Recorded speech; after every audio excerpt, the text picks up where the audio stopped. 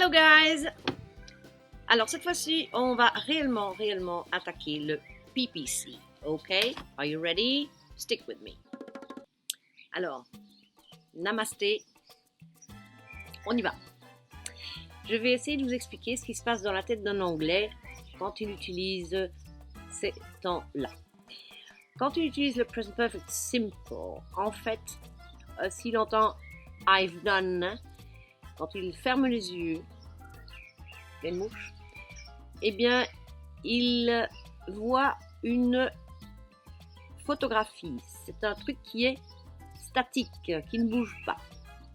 Il est plus intéressé par le résultat que par l'action en elle-même. Par contre, s'il entend I've been doing, I've been having, I've been playing, I've been working, lorsqu'il ferme les yeux, la représentation mentale de l'action, eh bien, c'est comme un film. C'est dynamique, ça bouge. Donc, le résultat avec le présent, eh bien, il y a un résultat ici aussi, mais on va être plus intéressé par l'activité elle-même que par le résultat. On va avoir un résultat à cause d'une longue action. Donc, ici, par exemple, si vous entendez « I've painted the house », on ferme les yeux. Qu'est-ce qu'on voit? On voit une maison qui vient d'être peinte. Et on fait « Waouh, c'est beau ». C'est une photo, d'accord? Tandis que là, si on rencontre quelqu'un qui est couvert de peinture, le gars, il va faire « I've been painting ».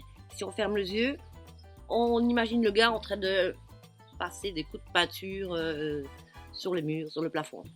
Et c'est à cause de ça, à cause de cette longue action-là, qu'il a plein de peinture sur lui. Alors c'est pour ça que j'ai indiqué ici, the activity in the past has a result now. Donc l'activité qui s'est produite dans le passé a un résultat maintenant.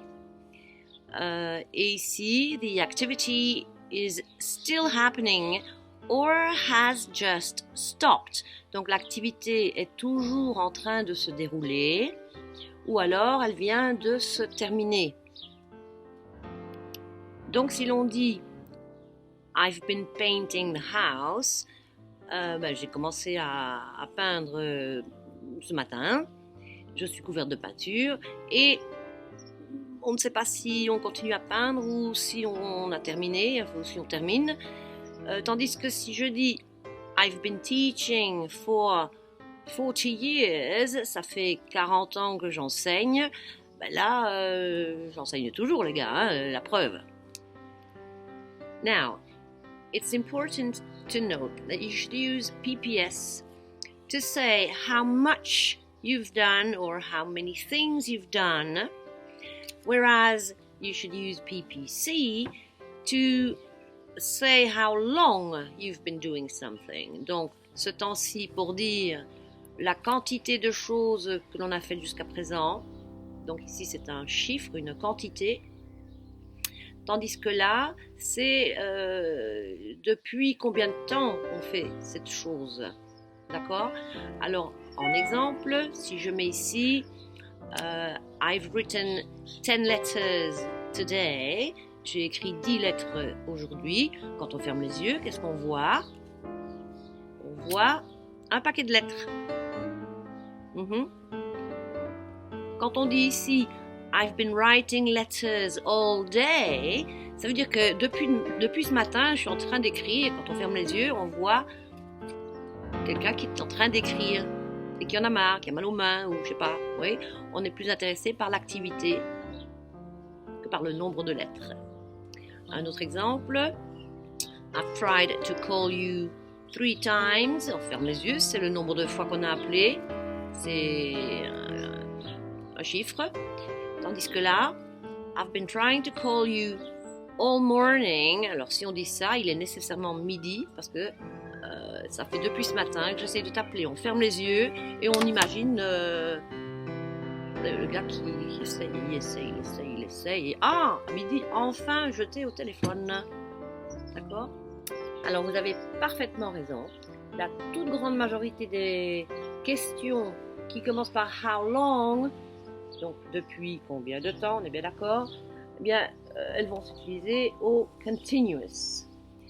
Ne pas oublier cependant qu'il y a certains verbes qui ne sont jamais utilisés au continuous. Donc, c'est pour ça qu'on va avoir, il y a des questions avec how long que l'on doit mettre du côté du present perfect simple. Donc, ces trois verbes-là, to be, to have, to know. Alors, de ce côté-ci, on va faire how long have you been a teacher?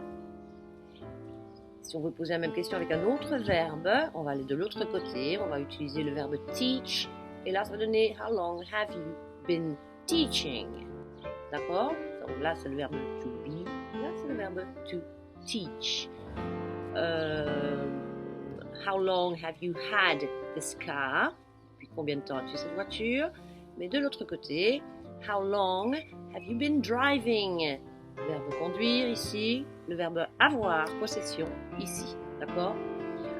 How long have you known him? Depuis combien de temps le connais-tu? Là, on va demander depuis combien de temps sortez-vous ensemble? How long have you been dating? D'accord? Ne pas oublier non plus, les gars, vous vous souvenez des mots-clés pour le present perfect simple. Si vous avez un mot-clé, vous restez de ce côté-ci, n'est-ce pas? Donc, exemple.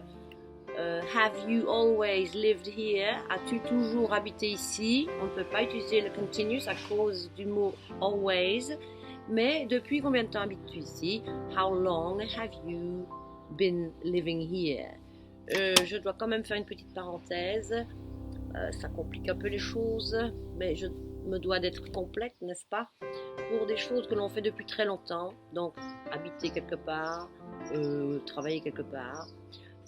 On peut utiliser how long have you been living here ou how long have you lived here. Perso, pour ne pas embrouiller, je préfère utiliser celui-là. Alors encore une petite chose, si vous avez des phrases négatives, en général, vous allez utiliser le present perfect simple. Exemple, je n'ai pas vu Tom depuis lundi.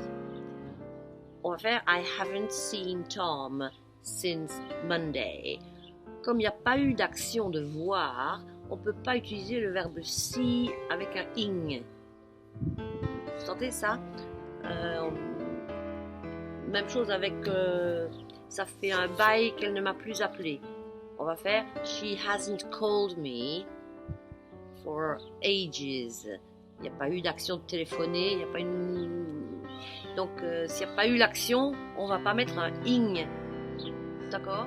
Maintenant, je n'ai pas dit non plus que toutes les phrases négatives sont au present perfect simple. On peut avoir ce phénomène-ci. Exemple, t'as pas travaillé assez. C'est pour ça que tu as des problèmes maintenant. Donc, là, on va faire you haven't been working enough. On va mettre un ing là-dedans parce que il y a eu une action de travailler, mais pas assez. Je sais pas si je m'explique bien. Je ferai mieux la prochaine fois. On essaie un autre petit exemple. Ça fait 3 jours que je ne dors pas. On va faire peut-être I haven't slept for 3 days. Vous vous souvenez de la photo? I haven't slept for 3 days. Ça va faire... On voit uniquement la tête du type qui n'a pas dormi depuis 3 jours. Mais on peut aussi avoir oh my god, I haven't been sleeping well lately. Donc ça fait un petit temps que je ne dors pas bien. Et là, si on ferme les yeux, on va plus voir l'action. On va voir le gars qui se retourne, il se réveille la nuit et puis il se rendort et puis il n'arrive pas bien à dormir. C'est l'action qui est importante. D'accord?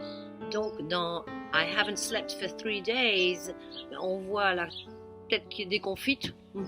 Tandis que I haven't been sleeping for 3 days, est-ce que vous sentez...